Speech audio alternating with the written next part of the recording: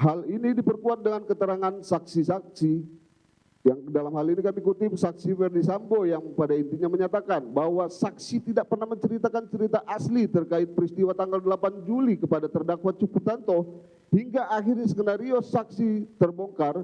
Jadi saksi menerangkan Cuk Putranto sepenuhnya hanya menjalankan perintah saksi saja dan tidak pernah tahu yang sebenarnya. Dengan adanya kesesatan fakta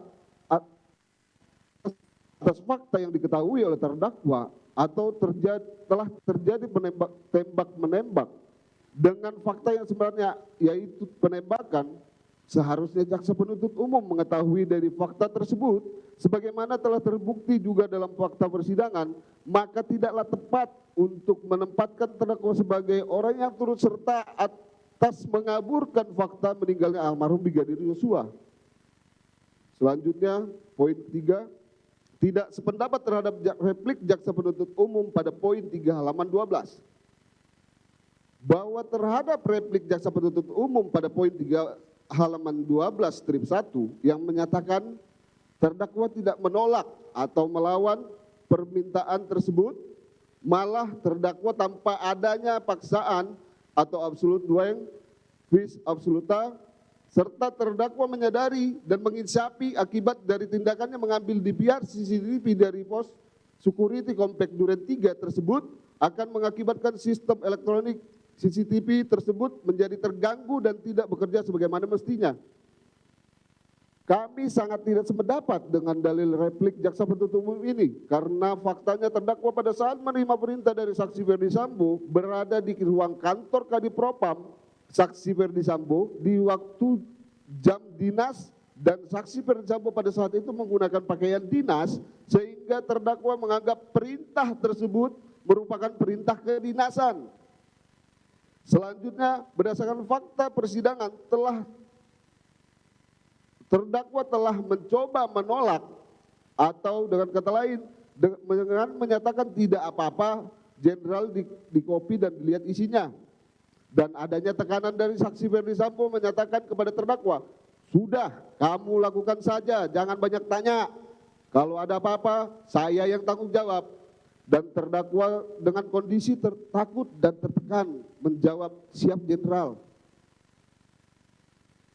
Sehingga berdasarkan fakta tersebut di atas, jaksa penuntut umum dengan sengaja mengabulkan dan menolak fakta dengan membangun opini yang tidak berdasar pada fakta persidangan bahwa terdakwa dianggap tidak menolak atau melawan terhadap perintah saksi Ferdi Sambo selaku Kadipropam pada saat itu.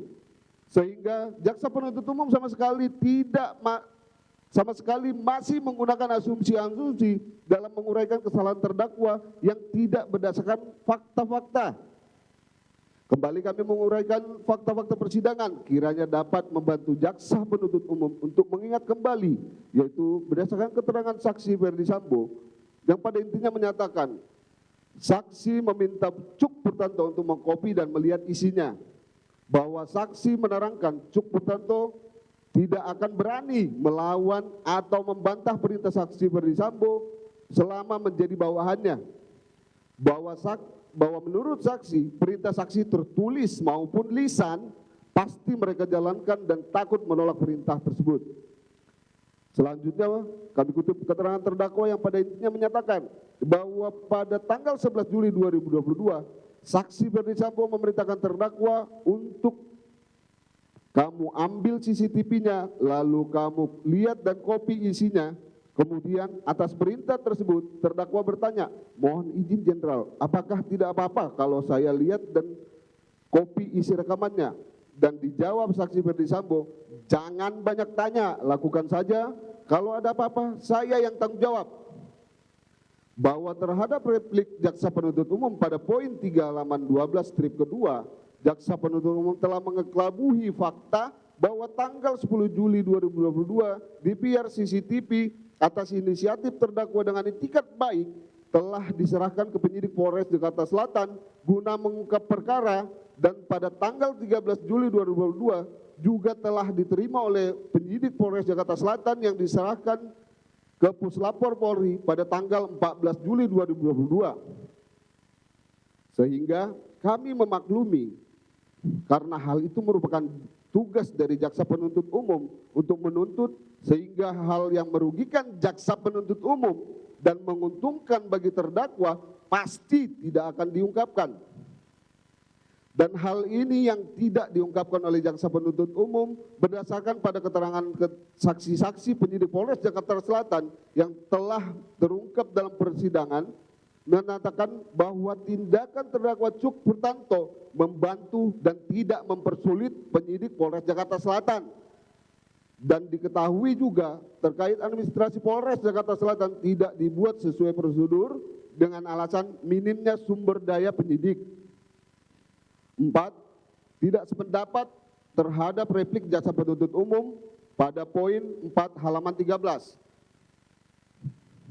Bahwa terhadap replik jaksa penuntut umum pada poin 4 halaman 13 yang menyatakan terdakwa bersama-sama dengan pelaku lain melakukan perbuatan yang menyebabkan terganggunya sistem elektronik dengan mengganti DVR CCTV yang diganti dengan yang baru tanpa seizin warga komplek Duren 3. Kami heran dengan sikap jaksa penuntut umum yang tidak konsisten antara dakwaan dan tuntutannya. Apakah persoalan terganggunya sistem elektronik, maka yang menjadi korban adalah warga komplek atau penyidikan perkara 3040? Jika saat ini dalam tuntutannya jaksa penuntut umum menyatakan yang menjadi korban adalah warga komplek, maka dapat dipastikan hal tersebut adalah asumsi semata dikarenakan sampai dengan adanya duplik saat ini tidak ada satupun warga komplek yang merasa dirugikan baik dari keterangan saksi dan bukti-bukti bahwa tidak adanya laporan atau keluhan dari warga komplek terkait pengamanan DVR CCTV. Jaksa penuntut umum juga berkali-kali telah mengesampingkan fakta-fakta bahwa terdakwa tidak mengetahui saksi Irfan Widianto mendapatkan perintah untuk mengganti DVR CCTV komplek Duren 3. Di sisi lain, terdakwa tidak mendapat perintah apapun untuk mengganti dan mengantarkan DVR CCTV tersebut ke Polres Jakarta Selatan sebagaimana yang telah terungkap dalam fakta persidangan. Oleh sebab itu, tindakan mengamankan yang dilakukan atas inisiatif dan secara spontan oleh terdakwa untuk menyerahkan ke Polres Jakarta Selatan agar tidak disalahgunakan merupakan fakta persidangan yang tidak bisa lagi dibantah. Karena berdasarkan fakta persidangan, saksi dari penyidik Polres Jakarta Selatan mengakui tindakan penyitaan dibuat tidak sesuai dengan waktu yang sebenarnya atau dalam hal ini dikatakan sebagai backdate. Bahwa dengan tidak dibukanya plastik oleh terdakwa sudah menjadi fakta persidangan, maka tidak ditemukan adanya niat terdakwa dengan sengaja untuk menghapus isi DVR CCTV